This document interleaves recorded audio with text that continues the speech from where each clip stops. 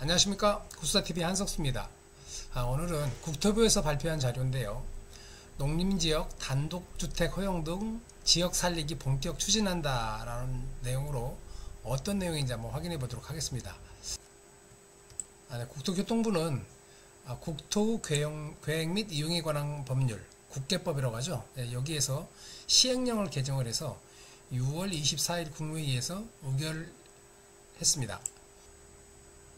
개정안의 내용은 인구 감소로 침체된 농촌 지역의 정주 여건을 개선하고 지역 경제 활력을 불어넣기 위해 마련된 것이고요. 주요 개정 내용은 다음과 같습니다. 먼저 첫 번째는 농림지역에서 일반인의 단독주택을 허용한다는 내용입니다.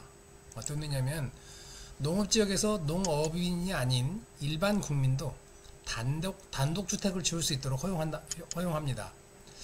그간 농지법에 따라 농업보호구역 등 일부 지역에서 일반 국민의 주택 건축이 허용되어 왔으나 이번 국토계획법 시행령 개정으로 농림지역 중에서도 이제 보존산지나 농업진흥지역은 제외를 합니다. 여기서 국민 누구나 단독주택, 부지는만 놓고 보면은 면적이 1000제곱미터 미만일 경우에 신축행위, 단독주택 건축이 가능해진다는 얘기입니다. 앞으로 도시에 거주하는 사람들도 주말에 농어촌 체류가 용이해졌고요. 그리고 농촌의 다양한 여가 활동을 즐길 수 있게 되고 귀농, 귀촌, 주말 여가 활용 등 생활인구도 증가할 것으로 기대를 합니다. 다만 산림 훼손의 우려가 있는 보존산지라든가 그 다음에 농지보존 목적으로 지정되어 있는 농업진흥지역에는 이번 규제 대상 완화가 아니고요. 이를 감안하면 전국에 걸쳐 약 140만 개 필지 이상, 엄청난 규모입니다. 140만 개 필지가 완화 대상될 것으로 지금 추정이 됩니다. 농림지역 중 보존산지와 농업진흥구역은 각각 산지관리법이라든가 농지법에서 허용 용도를 정하고 있습니다.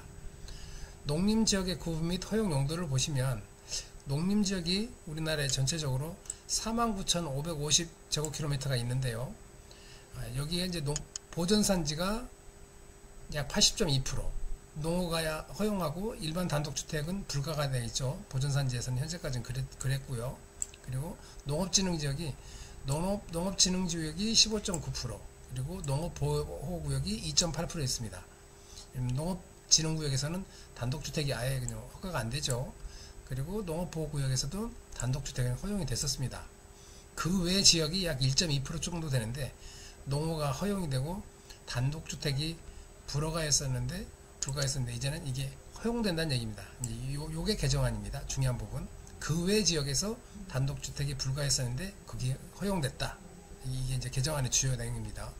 그리고 두 번째로 농공단지 건폐율을 완화를 합니다. 농공단지의 건폐율 제한도 완화를 하는데요. 그간 농공단지는 기반시설의 수준과 관계없이 건폐율이 70%로 제한이 되어 있었습니다. 그런데 이번에 양호한 기본시설을 갖춘 경우 최고 80%까지 완화를 해주겠다라는 내용입니다. 조례로 정한 도로, 상하수도 등 확보 요건을 갖추거나 도시계획위원회의 심의를 거친 경우에도 가능한 겁니다.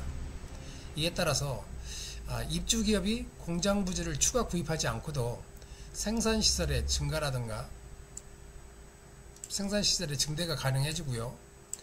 저장공간을 추가 확보할 수 있게 되었습니다. 이를 통해 기업 활동이 보다 원활해지고 지역 투자와 일자리 창출에도 도움이 될 것으로 기대를 합니다. 세 번째는 보호 취락시설이 신설되어 있습니다. 보호 취락지구가 신설되는데 이게 뭐냐면 농촌마을에 보호 취락지구가 새로 도입이 되는데요. 현재의 자연 취락지구에는 공장이라든가 그다음에 대형 축사가 들어설 수 있게 되어 있었습니다. 그래서 이제 주거 환경이 악화되는 측면이 있었는데요. 이거를 새로 도입되는 보호 취락지구에는 공장이나 대형 입지가 제한이 되고 자연체험장과 같은 관광 휴게시설 등의 설치가 가능해져 새로운 마을의 수익원이 될 수 있을 것으로 전망을 합니다. 개발행위 규제 완화 등 해서 이외에도 개발행위 규제 등이 완화가 되는데요. 기존의 공작물을 철거하고 재설치할 때 개발행위를 받도록 하였으나 일정 요건 충족 시 허가를 받지 않아도 됩니다. 토지의 형질 변경을 수반하지 않으면 기존 허가받은 규모 이내에서 가능하다는 얘기입니다. 또한 지자체가 성장관리 계획을 변경하고자 하는 경우 기존에는 예외 없이 주민들의 의견을 청취하도록 하였으나 이는 주민 의견을 청취한 도시군 관리 계획을 결정을 하면 성장관리 계획을 변경할 때는 중복 청취가 되므로 이를 생략할 수 있도록 하여 행정의 효율성을 높이고자 합니다. 이와 같은 내용을 담은 국토계획법 시행령 개정안은 공포일 즉시 시행을 합니다. 그래서 보호 추락지구는 공포 후 3개월 후에 시행될 예정입니다. 이게 지금 공포가 2025년 6월 24일 날짜로 해서 시행됐으니까 9월부터는 보호 추락지구가 시행될 것이고 나머지 세 가지는 당장 오늘부터 시행이 가능합니다.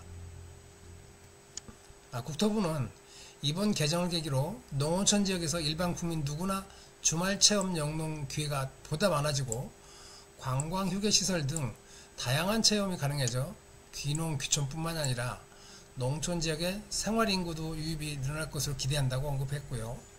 농공단지 건폐율과 개발령의 규제의 완화를 통해 지역 경제활동이 확대되어 지역 일자리와 투자에 기여할 수 있을 것이라고 밝혔습니다. 방금 보셨던 내용을 이제 그래프로 한번 보겠습니다.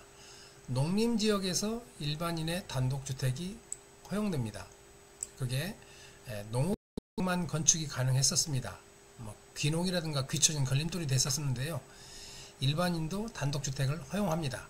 이제 체류라든가 여가 수요 대응이 될 거고 생활인구가 증가될 것으로 기대를 합니다. 농공단지 건폐율이 70%에서 최대 80%까지 완화됩니다. 일률적으로 건폐율 70%가 적용돼서 설비를 증설한다든가 공정 확대에 어려움이 많았었는데요.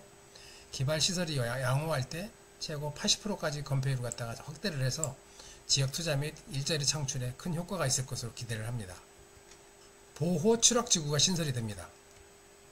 보호 추락지구는 공표일 2026년 6월 24일 이후부터 3개월 후니까 9월 24일부터 적용이 된다고 아까 조금 전에 말씀드렸고, 주택과 공장, 대형 축사 등이 혼재돼서 주거 환경이 악화되는 경향이 있었는데요.